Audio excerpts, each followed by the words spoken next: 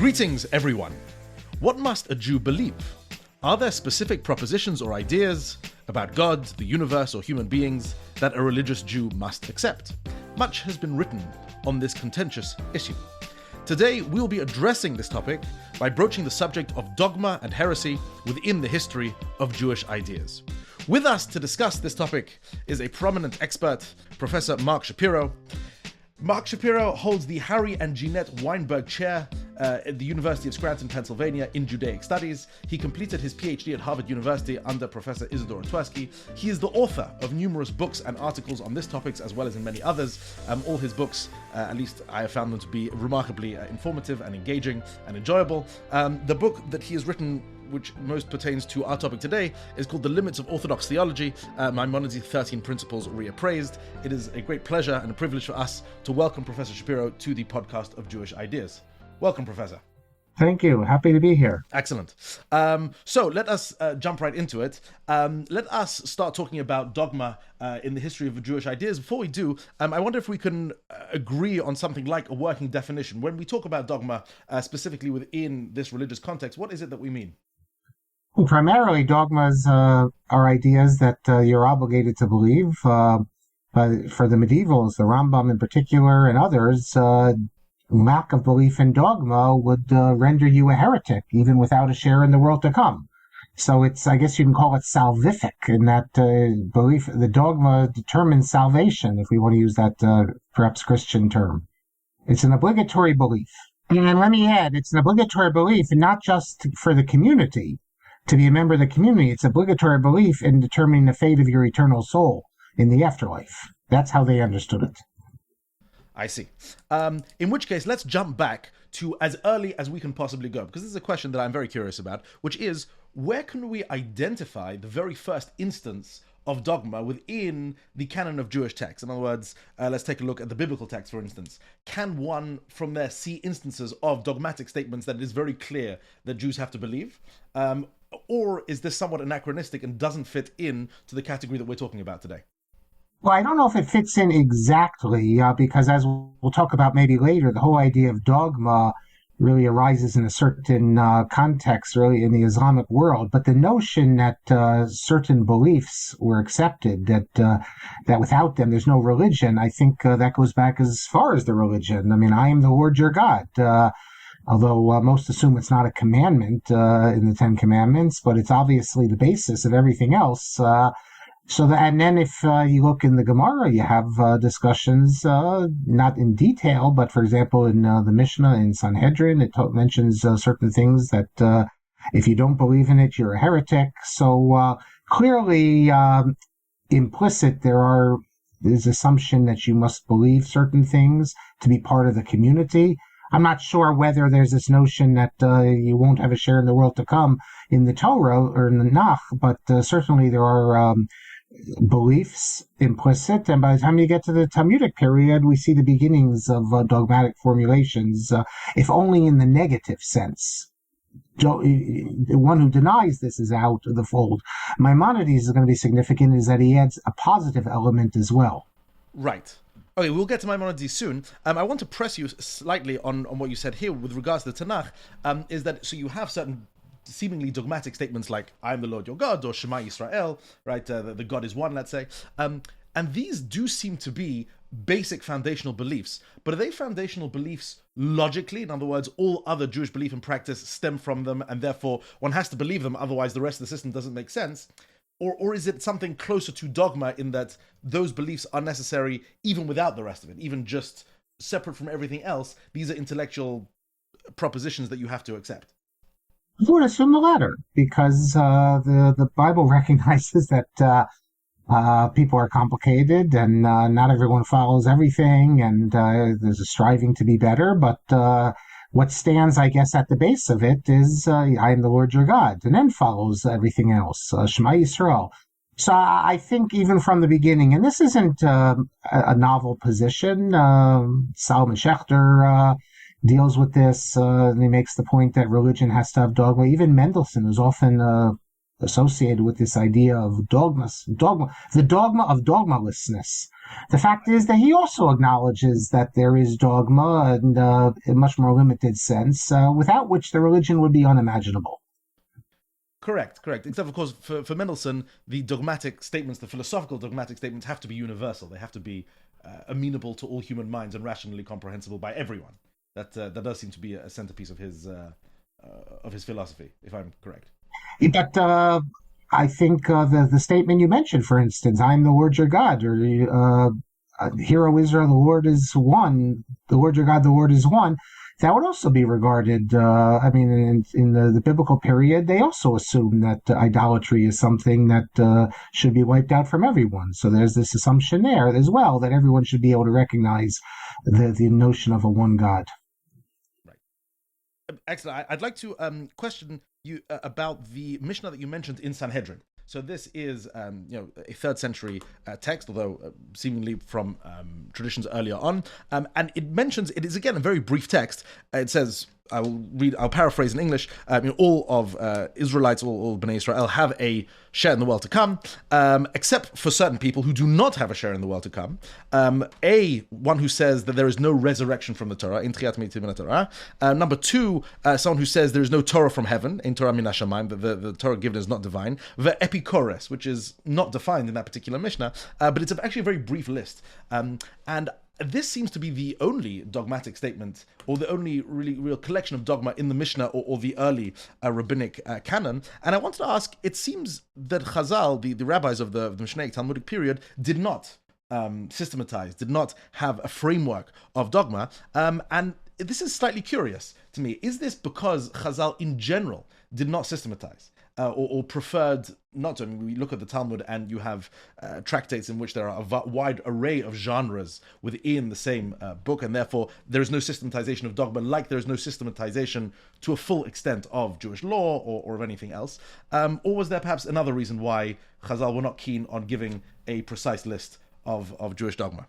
I would think, first of all, they were not systematizers, but it doesn't seem, at least it doesn't seem to me, that they had a concern with establishing this. That's not what they were about. They were about following mitzvot and having a connection to God, not determining who's in and who's out by creating catechisms. The examples you gave are clearly directed. You said 3rd century. They must be earlier than that, because they're presumably directed against the Sadducees, who denied resurrection, as well as at least the oral Torah. And the Epicurus might refer to one who denies providence. So the Epicureans certainly would have denied that. And so faced with challenges, theological challenges, and Jews perhaps falling, or not perhaps, definitely falling into those camps, the rabbis set up principles, dogmas, if you want to put it, in order to set us, namely the faithful Jews, apart from the others. That those, if you deny that, you're not part of us. But again, these are all negative, saying who's out.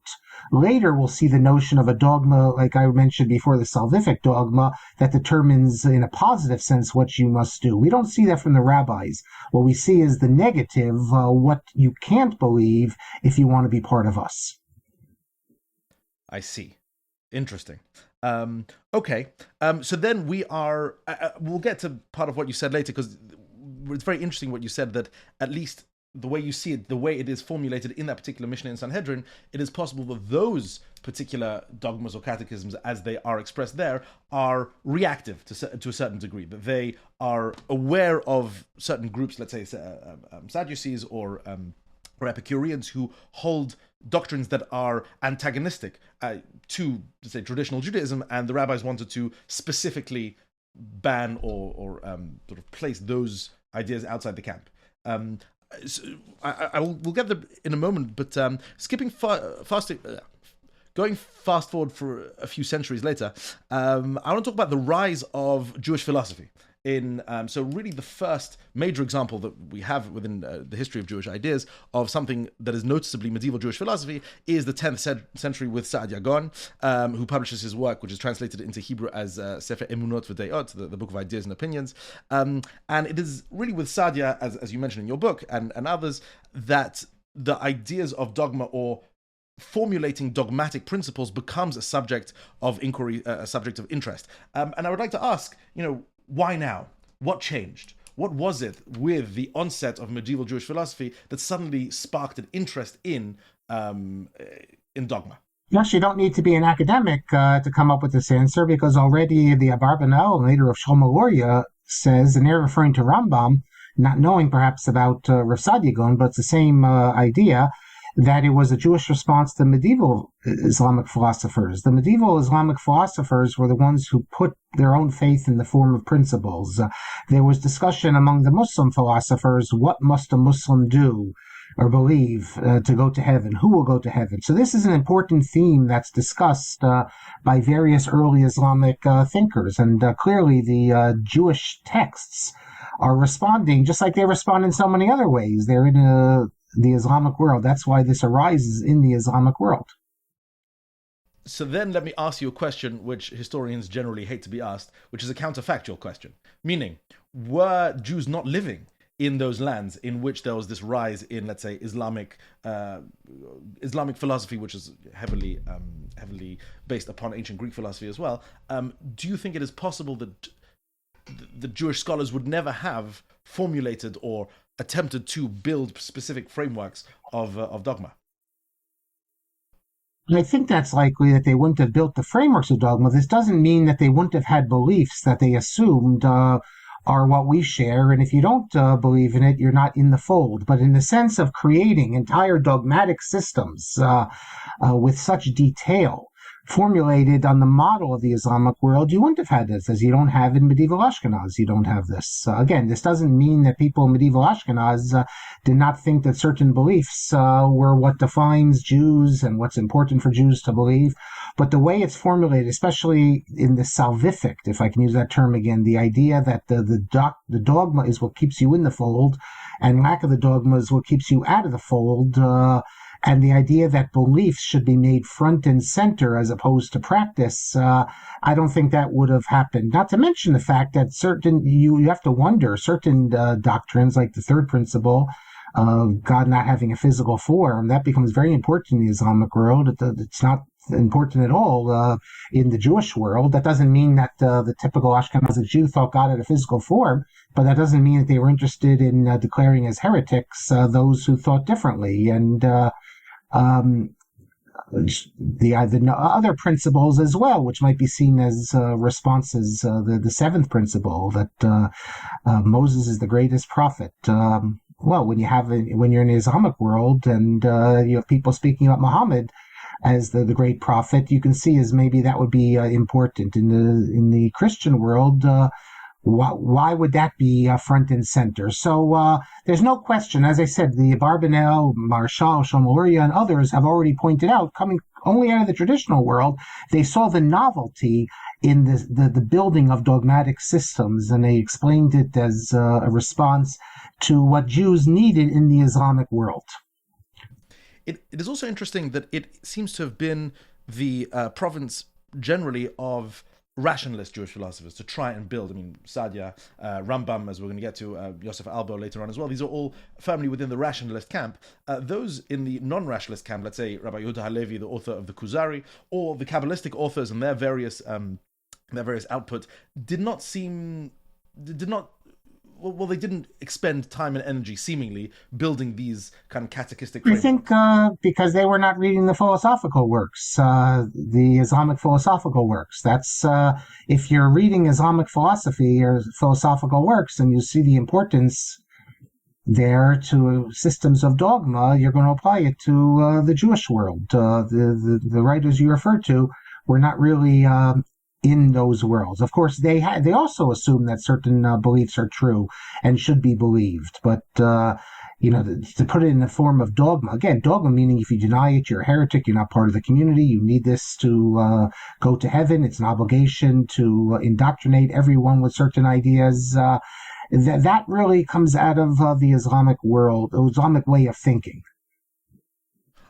Yes, there's interesting something you touched on there, which is that it seems that some thinkers or writers did not have the personal disposition to try and make dogma as uniform as possible, try and unify the Jewish people around a set of certain ideas. So, when we talk about someone like Sadia or someone like Rambam, they seem to have it as a priority that all Jews all around the world have a very specific set of ideas that they assent to. And could this, and I'm broaching this somewhat carefully, other thinkers who don't engage in this, even rationalist ones, could it be that they either didn't think the idea is that important, or they didn't believe themselves qualified to propose a set of dogmas which absolutely divided who was in and who was out? Or is that perhaps a far-fetched theory? I really don't know why. It could be both, either of them. It's hard to say, but Versadia Gaon and the Rambam are such outstanding figures and with such self-confidence that I think it's fair to say they felt themselves able to establish these sort of principles. And both of them were involved not just in battles with Islamic thinkers, but also with Karaites. And so it's important to establish the oral tradition, the written tradition, and these were necessary. If lacking those battles, those ideological and theological battles, it's hard to know, if there would have been any interest, even in the Islamic world, to setting up these sort of systems. Let's turn to the famous list that Maimonides provided in his Pirush HaMishnah, which is a work that he wrote when he was quite young, early 20s, I believe. And he, and in his introduction to the 10th chapter of Sanhedrin, which is known colloquially because of the early words as Perik Chelek, as in Kol Yisrael Yesh Lehem Chelek Le'olam Haba, that every Jew has a portion in the world to come. And he has quite an extensive introduction here, in which he outlines his 13 principles. And I'm going to go through them very briefly, 1 to 13, because I want to ask on some of the specifics. So very briefly, principle number 1, the belief in the existence of a creator. Number 2, the belief in God's absolute unity. Number 3, the belief in God's non-corporeality, that he doesn't have a body of any kind. Number 4, the belief in God's eternity. Number 5, the imperative to worship God exclusively and not through any media or any other gods or any other intermediaries. Number 6, the belief that God communicates with man through prophecy. Number 7, the belief in the primacy of Moshe as the prime prophet, the greatest of all the prophets. Number 8, the belief in the divine origin of the Torah. Number 9, the belief in the immutability of the Torah. Number 10, the belief in God's omniscience and providence. Number 11, the belief in divine reward and retribution. Number 12, the belief in the arrival of the Messiah. And number 13, the belief in the resurrection of the dead. So those are the 13 that, according to Maimonides, every believing Jew, every religious Jew must believe in order, as you say, to gain personal salvation and to be able to enter the world to come. So let's start with this. Maimonides wrote this when he was fairly young. Do we see evidence in Maimonides' own career of any movement in any of these? Well, definitely. Well, first you mentioned the fourth principle, the eternity. That's not how I describe it, because later in Maimonides' life, he makes an addition to this principle, and he adds in creation ex nihilo, yesh mi'ayin. So for some reason, he didn't include that in the beginning, and later he thought it was important, and he added it. But I'll also go in the other direction. This work, which has assumed such popularity and becomes the standard mark for orthodoxy, it's more than a little curious that the Rambam never comes back to this in his important works. Well, in his letters, in the Mishnah Torah. You'd expect that in the Mishnah Torah, he sets out right at the beginning in Yesodei Torah that these are the principles, the 13 principles. Now, if you count them up, you'll see that he does. In all his works, you can find where he refers to them, and he also mentions other things. But as a unit, he doesn't have them. And even in terms of when a new convert, someone converting, today they might require knowledge of the 13 principles, but the Rambam never says that. He speaks about principles, but this idea of a unit of 13 principles, there have been those, such as Rav Shlomo Goren and others, who thought that the Rambam actually moved away from this idea of 13 principles, and the number itself is curious. Not that he moves away from the idea of a belief in dogma or doctrines, but this attachment to the 13 principles as we know it, because as I mentioned, it does not appear and reappear in his writings as you would expect it to.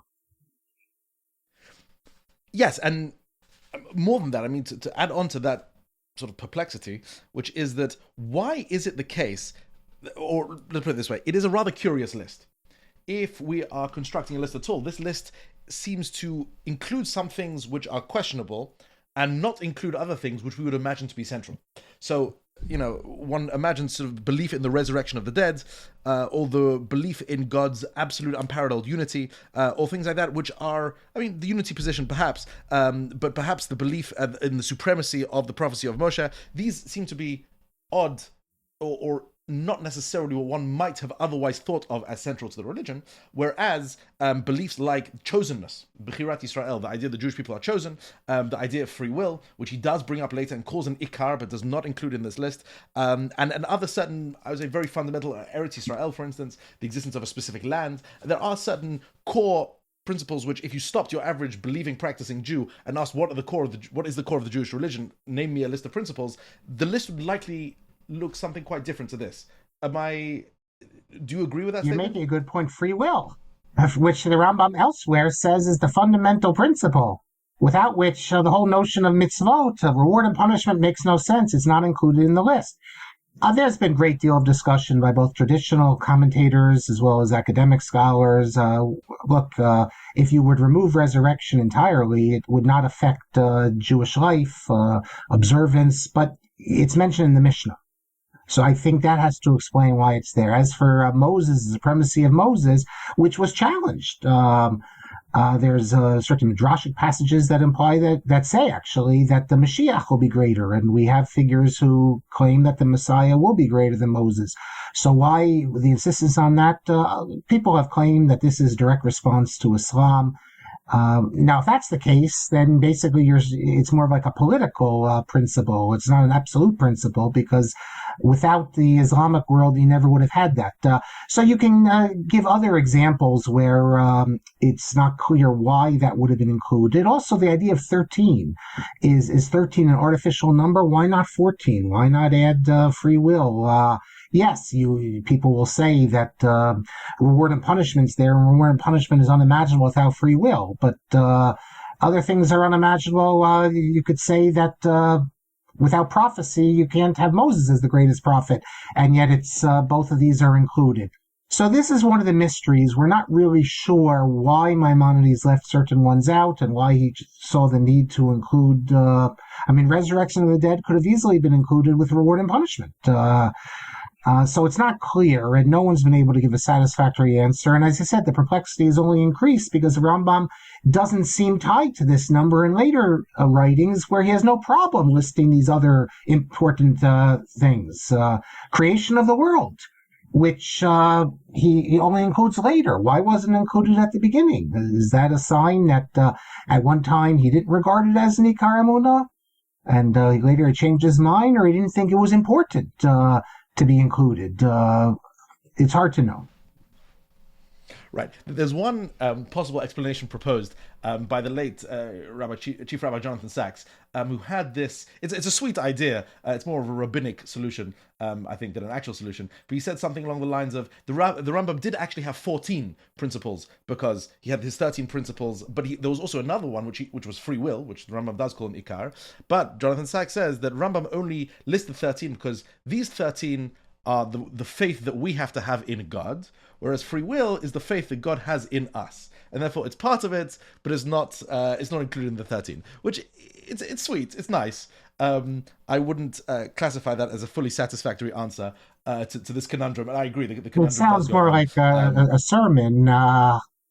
Listen, Correct. There have been those who claim that the Rambam is a determinist, although how to make that work with the rest of his writings, but that was a claim that has been made, and they point to the fact that he doesn't list free will in the principles, but he does say it in the guide, and you have to be a thoroughgoing esotericist to see the Rambam as having deterministic tendencies, either soft determinism, hard determinism. It seems absurd, especially reading the 5th chapter of Hilchot Shuvah in the Mishnah Torah. The Rambam seems so incredibly set on insisting that humans have not only free will, but a maximal libertarian style form of free will in which they can choose to be as evil or as good as could possibly be. That's why it's a revisionist approach. But the case has been made. But of course, as you know, when it comes to the Rambam, the case has been made for almost anything, anything and everything. Which is why it's fun to study the Rambam. This list as well. This is interesting because it seems to me that it can be divided between.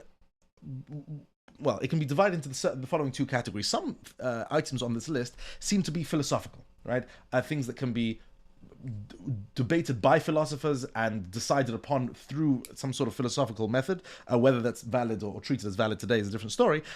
Whereas other members of this list seem to be historical points, right? So the notion of the Torah min hashamayim, or other points which are doctrines taught by revelation, but are not necessarily, let's say, deducible through the philosophical method. There seems to be a philosophical side and historical side. So firstly, I wanted to ask, would you agree with this bifurcation, with this classifying some of these as more philosophical and some of these historical? And secondly, did Maimonides honor this these two categories? Did he note that some of what he was proposing was something which at least he thought he could absolutely prove, and some were elements that we have to simply take on faith? Yes, what you say is correct, although I would just add that is true, but there's one that doesn't fall into either of the categories. That's number 5, which it really isn't a principle of faith at all. It's a commandment. It's telling you that you can't direct prayers to anything other than God. So how that got into the principles as a principle is also a strange thing. But the first 4 principles are definitely philosophical principles. And if you read the guide and you see what in the guide is required for immortality, basically you're going to conclude that only the first 4. That's what's required. That in the Rambam's philosophical system, understanding of God, things of that nature, are what give immortality. But whether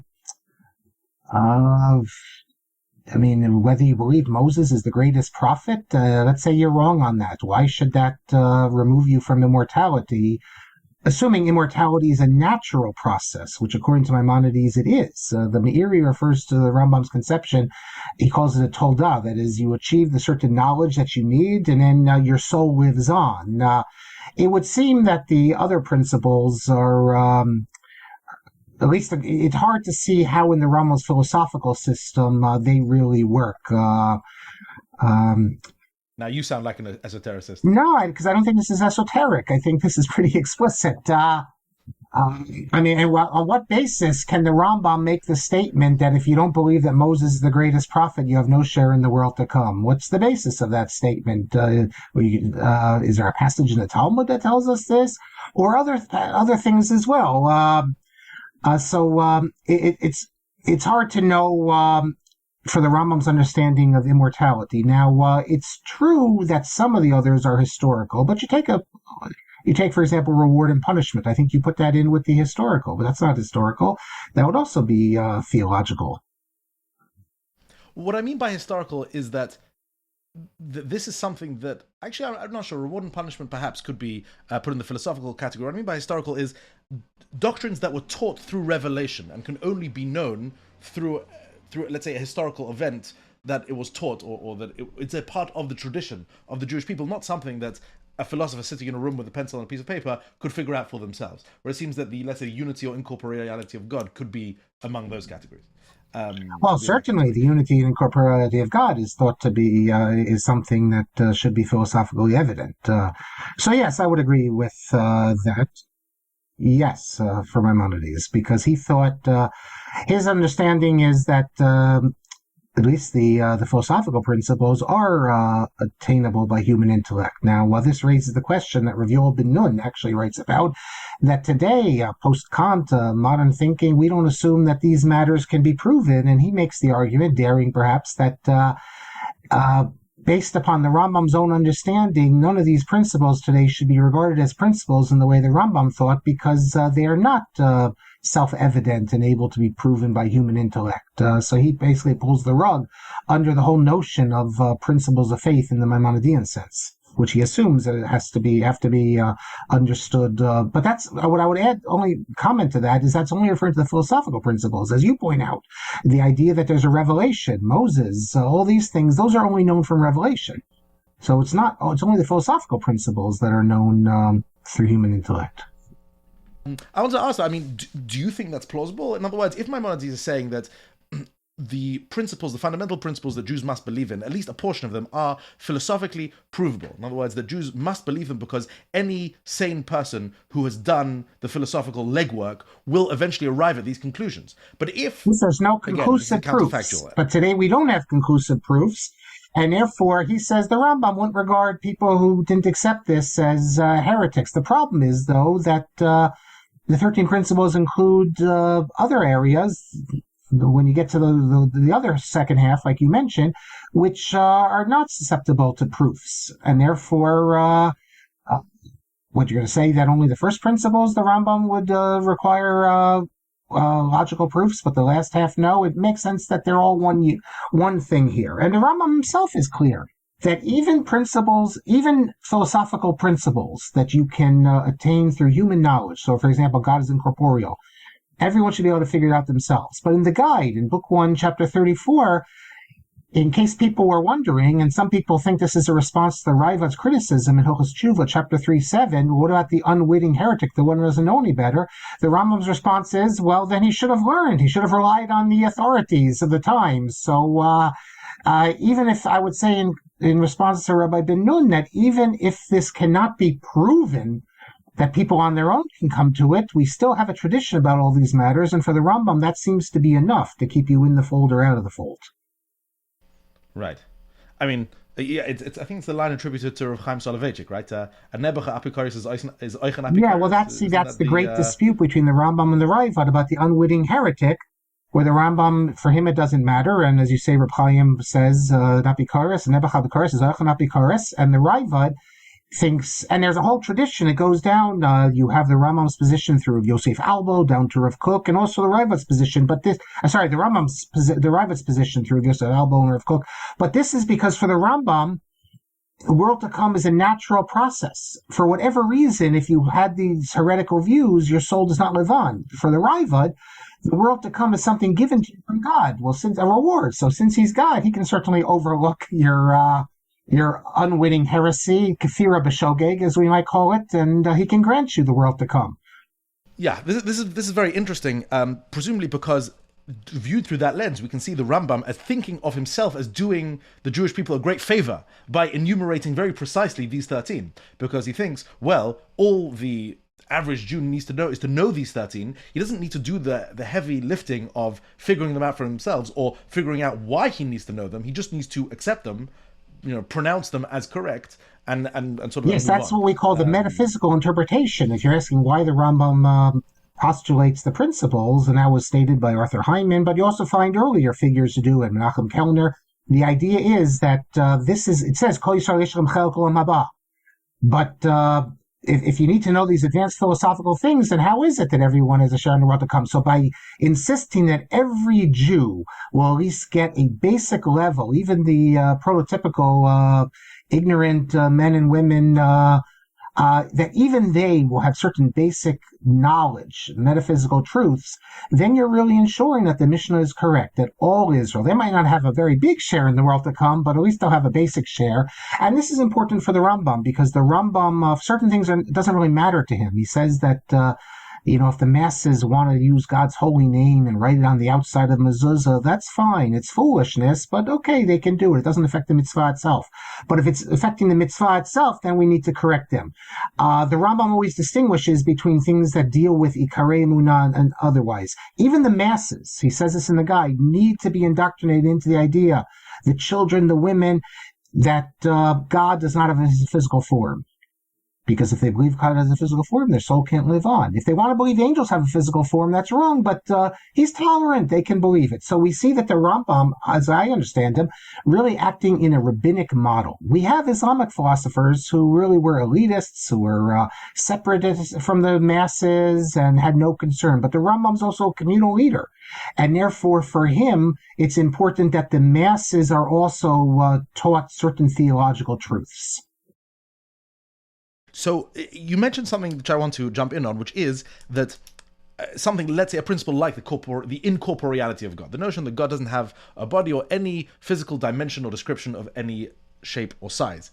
Now, this seems to be curiously absent from previous Jewish texts, including certainly rabbinic texts, and certainly the Bible, which seems to at least explicitly mention that God has corporeal dimensions to him. And this is interesting to me. So Rambam posits this as an absolute dogma, that one must believe positively that God has no physical form of any kind. How does he, or let's say, how does a Maimonidean come to terms with the fact that it seems to be curiously absent from earlier texts, that earlier texts don't seem to insist on this, and on the contrary, don't seem to be perturbed by this at all, to say the least, and perhaps even encourage the belief that God does have a body? What would a Maimonidean respond to? The Rambam even goes further. He says that the notion that God could have a form did not even occur to any of the sages at all. It never could have occurred. The Rambam is often given credit for removing corporeal beliefs in Israel, and for some reason people overlook the fact that Rav Sadia Gaon was also pushing in this direction. And if you go to the Targum, I think we can also see movement as well. But for the Maimonidean, for the rationalists, he gives two real approaches to it. The standard approach, which everyone knows, is that the Torah speaks in the language of man. So God's outstretched arm is just it's a figure of speech. And however, the Rambam also says something else in the guide. He says that when the children of Israel left Egypt in the early years, they could only relate to God as a physical being. So they had to be addressed in this way. So what he's saying here is that the Torah was actually, in its first iteration, was intended for the people. This is this is how they related to God. So the Torah speaks on multiple levels, but clearly for the Rambam and for all of his followers, all these texts are to be understood by people who've reached the proper level in a metaphorical sense, not literal.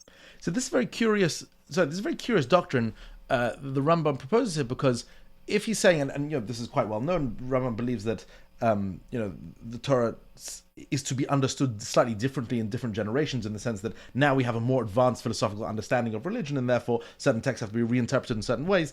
But that seems to be dangerous, because what he at least is implying is that those who came, the generation, let's say, who came out of Egypt and was subject to texts and teachings which related to God as a corporeal being, they were intentionally misled. They went around thinking God has a hand and an arm and a head and everything else.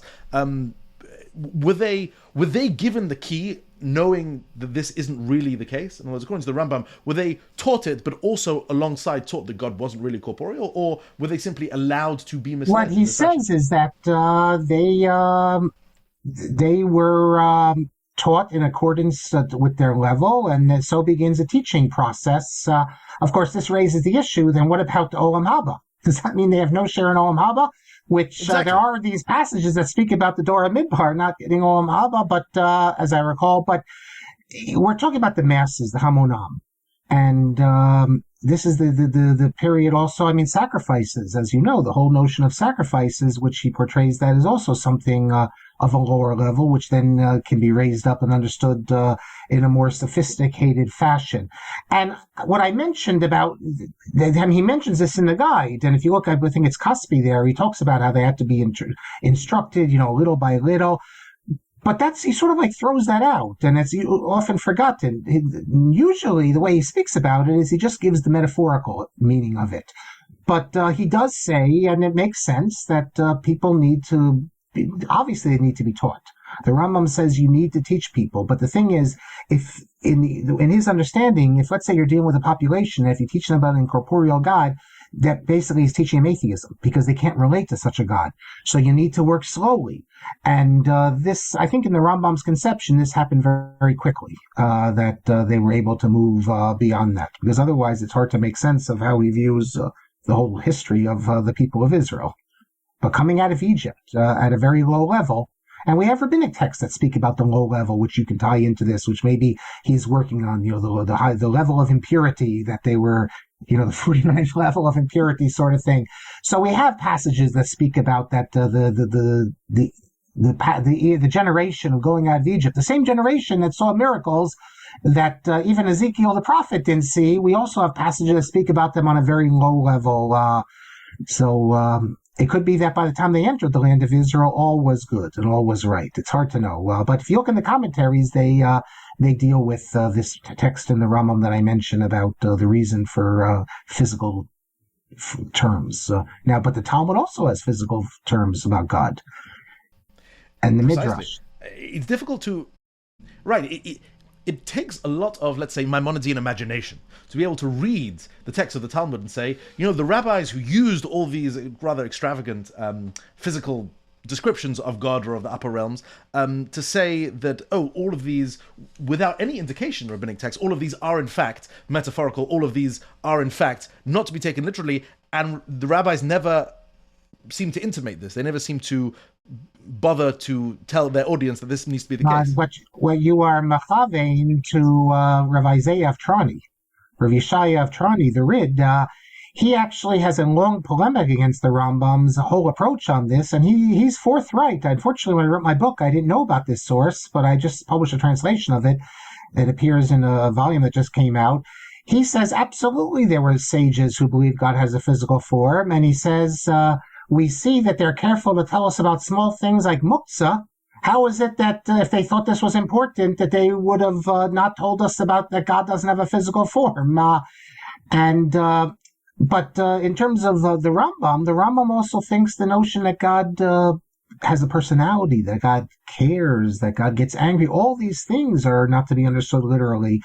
And how can you read rabbinic texts that way? Rav Lichtenstein has a piece where he says that we certainly can't accept the Rambam in this, the idea that God, all emotion, all personality is removed from God. But that's the Maimonidean God.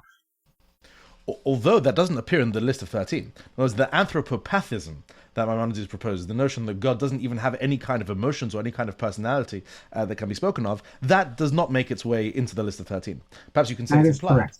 But it's not there. That's correct. It does not make it in a way, and the implication of not making it in is that this is something that the masses, it's okay for them to believe in. For the Rambam, it's a philosophical truth. By definition, God can have a physical form. A physical God is going to be subject to corruption, and it can't be perfect. And therefore, so this comes out of philosophical thinking. You would not derive this solely from rabbinic teaching. I think this is an old tradition. The Rambam didn't invent this. But I also think if you look in the Talmud, you see the opposing position as well. When we have figures who, for example, Moshe Taku, maybe even Rashi, who, Moshe Taku definitely, that God can assume physical form, and Rashi seems to say this in a few places as well. And we see references of criticism of people who thought this, and we know people thought this. I think this might go back, this might be a dispute that goes back to Talmudic times, how to understand, not that God exists as a physical being, but that God can assume a physical form if he wishes. Which one could perhaps argue would be included in his omnipotence and his ability to do anything. Yeah, you could turn it on the Rambam and say, Rambam, where do you get off saying that God cannot assume a physical form? You're removing his ability. Rav Nachman of Bratslav says that God can make 2 + 2 = 5. The Rambam says that God can't do the impossible, and Rav Nachman says, who says he can't do the impossible? He's God. But for the Rambam, this isn't a possibility. And with the idea of the human God from the Christian world, it becomes an impossibility for Jews all over. The idea that God could assume a human form, but any physical form. But I think if you look at the Rishonim in Ashkenaz, the reason that Jesus can't be God is not the philosophical reasons given by the reason Christianity is Avodah Zarah is not the philosophical reasons given by the rationalists that God is one, can't be divided into 3 parts, all these things. It's simply because they worship a man.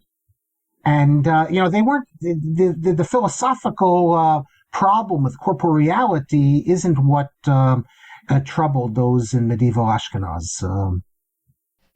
Presumably not, especially if the regnant religion at the time did in fact propose something like that. Well, it's hard. I mean, look, we have the Raiva. The Raiva's saying Gedolim v'tovim mimenu halchu b'zoh machshava. So the Raiva's telling us that we had. He knew the Rambam was great, and he's telling us that there were great figures in Ashkenaz who had corporeal conceptions of God of a sort. Look, Shadal himself, who I know you're an expert on. Shadal says that this is the biblical teaching and the rabbinic teaching, that God is a physical form, but the most perfect physical form as can be imagined, but a physical form nonetheless. Yes, Shadal's relationship to the Rambam is it's an interesting topic, and perhaps we'll have another episode just on Shadal or something like that, because that's something fascinating. And just on your comment about Rav Nachman of Breslov and 2 + 2 equaling 5, perhaps because for Rabbi Nachman of Breslov 2 + 2 did equal 5 in some fashion, but we'll leave that for the time being. I'll also ask sort of a historical question, which is that why has Maimonides' list of 13 why has it been so extraordinarily successful? It seems to have been taken on. You've written an entire book trying to counter the premise of the question that I'm making now, saying that there have been always points of opposition to Maimonides' various principles, and even taking that to be correct, and your book makes a very compelling case, but even that being correct, it seems that the vast portion of rabbinic authorities post Rambam did accept to some degree or other his 13 principles.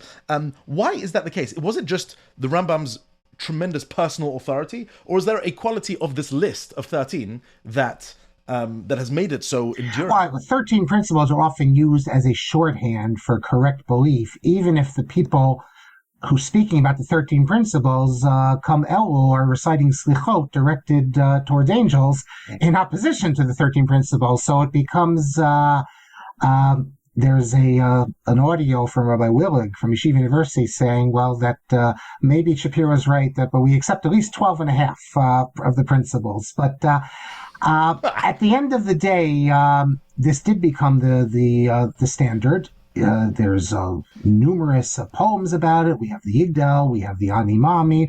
Much like I would say we speak about the 613 mitzvot, even though no one individual can do 613 mitzvot. I think it's because of the Rambam's great authority. I think that's what gives it. So therefore, even after the Rambam, you have other formulations, you have Albo, maybe you'd say they're simpler. But who says people want simpler? Why do they want 3 when they could have 13? And 13, ties into the attributes of God. Whatever it is, I think fundamentally, it's the Rambam's great personal authority, and that's what led to it assuming a life of its own. Right. Even though, as I said, the irony is that the Rambam himself never returns to the 13 principles. You'd expect him to put it in the Mishnah Torah and in his letters and everything, but he doesn't. He speaks about principles of faith, but not this unit of 13.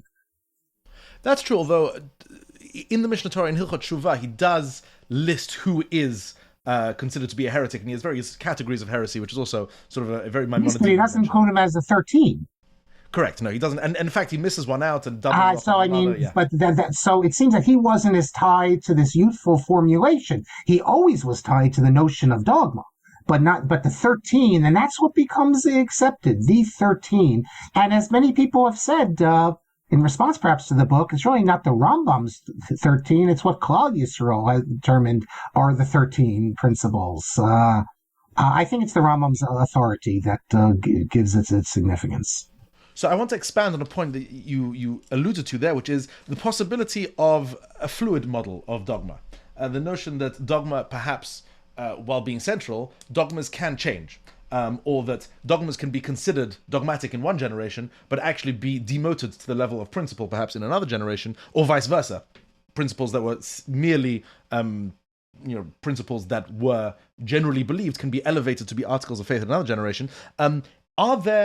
Are there figures who propose that model? Are there those who have proposed new dogmas, or have proposed that dogmas that were once enforced are no longer enforced? Are there those who accept a kind of fluidity within this list? There are, actually. The most famous one is none other than Saul Berlin in the Besamim Rosh, which is a forgery attributed to the Rosh, which he makes the case of principles of faith. Depending on the generation, you have different principles of faith. I don't see how that works if you think about it in terms of salvific dogmas. And I have a whole article dealing with this idea that the Chasam Sofer advocates that there could be differences depending on what the rabbis decide, because I don't see how this works philosophically. For the Rambam, a dogma is an eternal truth. So God is incorporeal. If all the rabbis decide that he's corporeal, it doesn't change the truth that he's incorporeal. From the Rambam's perception, dogmas don't change. Now, as for Saul Berlin, it's interesting because in Salma Chakter's famous article on the dogmas, he likes very much the Besamim Rosh's position, and he knows it's Saul Berlin. He says it's Saul Berlin, but he still likes it, and he thinks that makes sense. We have Hasidim Not that they've taken away any of the 13, but they've added on to it. So the Biala Hasidim, for instance, in their Siddur, they have another 13. And we have other figures who've added to the 13, but not really taken away. They've reinterpreted perhaps, but haven't taken away. So that's how I would put it. There were some who, not everyone liked the Rambam's principles, as I mentioned. There was even a rabbi, Rav Pinchas Linton, who was a Makubal, who of the early 20th century, who disagrees with the whole conception of the Rambam. He says, we don't have principles of faith in the Talmud, so why are we? He says they're not explicitly in the Talmud, so why are we making up principles of faith? But for the most part, everyone accepts the idea of principles of faith. They might disagree with this one or that one, and then they're adding on, and obviously, so the Mekubalim add on a principle that you have to believe in Gilgal. The Sidim will add on certain principles. It's very questionable if it's a Jewish belief at all. Well, but it's a basic principle in Kabbalah, the idea of Gilgal, and in the Biala Hasidim, they add on that Kabbalistic teachings were given to Moshe Rabbeinu. That's a new principle of faith. So I think in today's day and age, we could have a principle of faith that, I don't know, that related to the state of Israel, perhaps, or the peoplehood of Israel. So, but these are principles of faith more in a communal sense, not in the Rambam sense, because I think maybe we don't have the confidence that we can declare what gets you into the pearly gates and what doesn't.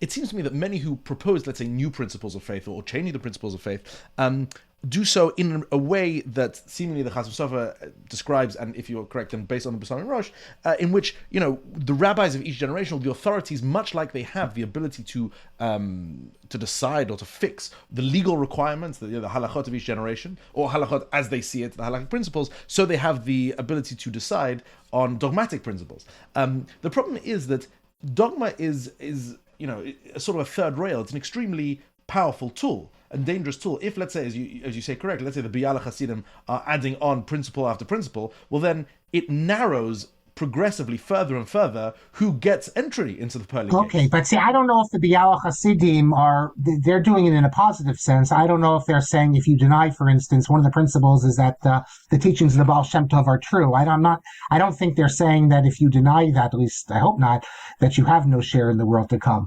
Although I'm not sure. But the Chasam Sofer has a good proof for his position, that he says that the belief in the Messiah is clearly a required belief, he says, and yet we have the figure Rabbi Hillel, who didn't believe in it, and he says he was a rabbi in good standing, and that shows that before this principle was established, this was an acceptable position. I take issue with that because we have a number of early authorities who say no, that the position always was a heretical position, and whether he's regarded as a heretic doesn't change the fact that the principle, it was always a principle of faith, and but the Chasam Sofer, and he's cited by a number of people making that argument that just like in Halakha, he says that just like in the days of the Talmud or days of the Mishnah, in one area you could eat chicken and milk, and then another place you couldn't. And he says there's a crystallization. He says there's a crystallization with dogma as well.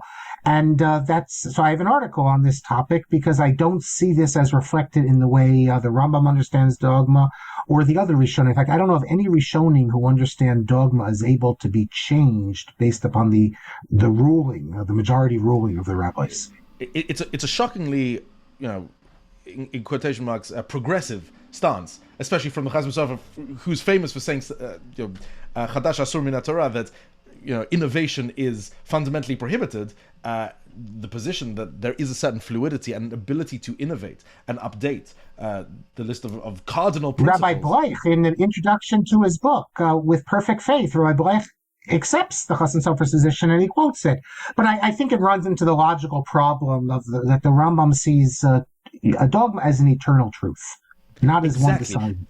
And this is something I want to ask you, because this touches on very importantly on the subject raised in your book, which is that many who talk about dogma go immediately to arguments from authority. They will say Rambam says X and therefore X is the case, it is true. Where it seems that Maimonides himself, when he was formulating the dogma, at least the philosophical parts of his dogma, was much more concerned with proving it, with actually providing absolute indefeasible reasons for believing the dogma to be correct. So it seems that dogma has shifted from something that must be proven, must be amenable to the standards of rationality as understood at a specific time, and has moved into something like, oh well, he says, and appeals to arguments from authority, which seems to be a sort of an almost perverse way of stating and preserving dogma in a way.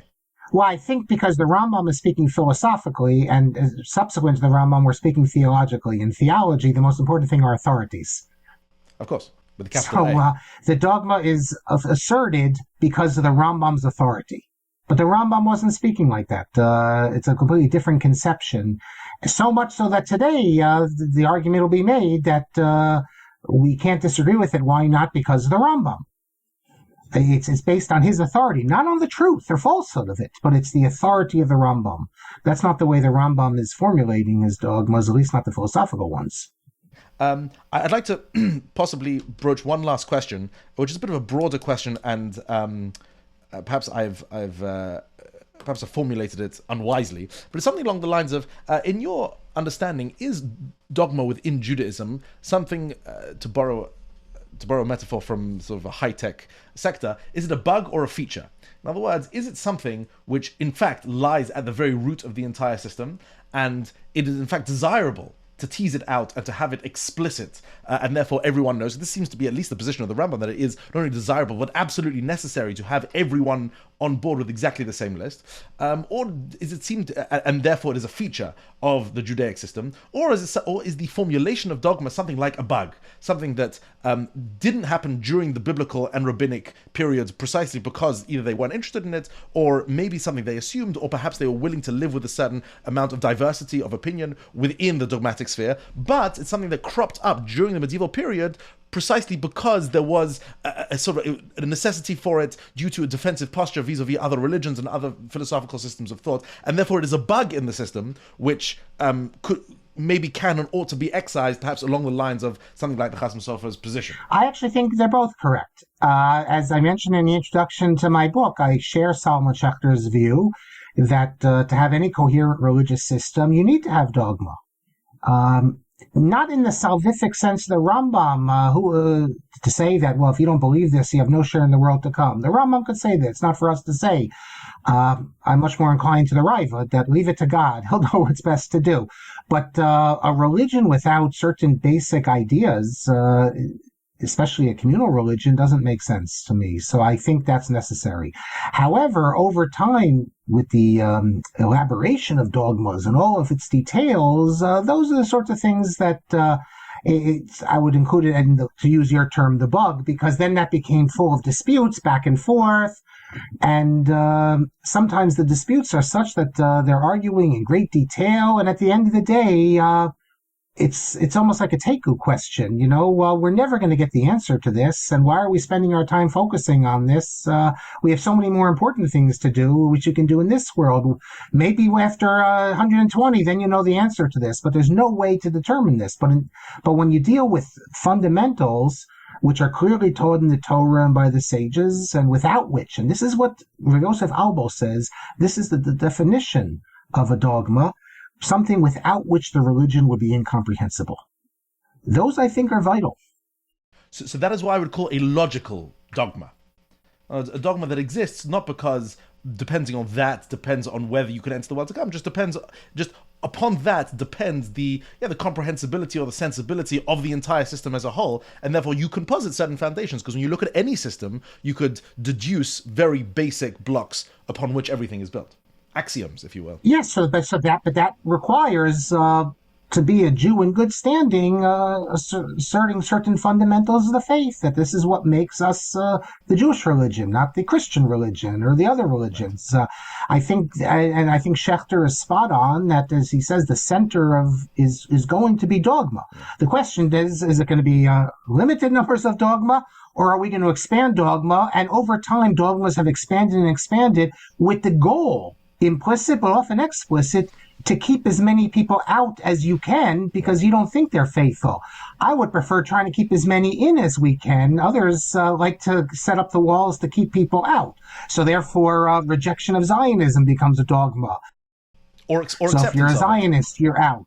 If you're, I mean, it comes down to where we want to put the walls. Do we want to keep people out, or do we want to bring more in? And although I'm a great lover of the Rambam, historically, I think that the Raivad's position, which I said is carried through the Radbaz and Rav Kook and so many others, that basically we're not trying to judge the people who are mistaken on these dogmas, as long as they're not willful rejectors of the tradition. I think that's, in terms of communal policy, I think that's a good one for us to adopt. And that would put an end very much to a lot of the heresy hunting, because even if you think that Rabbi X is stating a heretical position, you are almost always going to acknowledge, assuming he's a member of the Orthodox community, that he doesn't think it's heretical. So you might think he's wrong, but he thinks it's okay. So at least based on the Ravad, Yosef Albo, etc., you can regard him at best as at worst, I should say, as a kofar b'shogeg, and he's still part of our community, like so many others who make mistakes. He makes mistakes, but is welcome in the community. I think this is an excellent point at which to end, precisely because you seem to have stated your position as wishing to see a minimization of heresy hunting, to which I might respond that you seem to be intent on depriving many Jews and many people around the world of their favorite pastime and favorite sport, and wouldn't that be a pity? And in fact, if heresy hunting was in fact minimized, there are a lot of people who wouldn't really know what to do with their time. But thank you very much, Professor. This has been a fascinating conversation. I think we've covered a lot of ground, and I hope to have more conversations about this and other such topics. I thank you very much for your time. Thank you. This has been the podcast of Jewish Ideas by Torah in Motion, produced by Alicia Kelman and myself, JJ Kimchi. Edited and mixed by Alicia Kelman. You can stay up to date by subscribing in your favorite podcast app. To support more thoughtful Jewish content like this, please visit torahinmotion.org/donate.